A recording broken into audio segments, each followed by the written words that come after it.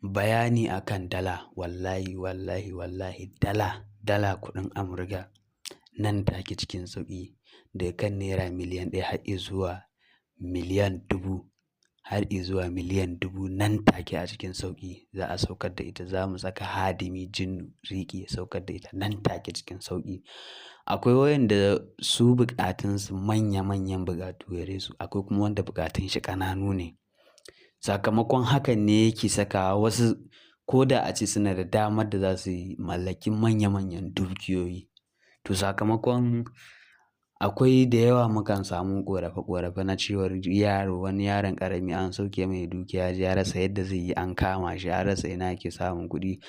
To wato jama'a abin da nake so a fahimta shine ba wai sauke dukiyan shine aibu ba, a'a kai ka san yadda za ka iya sarrafa dukiyan an sauke shi. Misali, ka san yadda za ka iya sarrafa ta ya zama na cewar ka kashe ta ba tare da wasu sun ga sun abun nan ba. Kuma yanayin wanda neman shi ya ci a ce ya tara wannan dukiya in ma ya fito yana kashewa ba wani abu ne.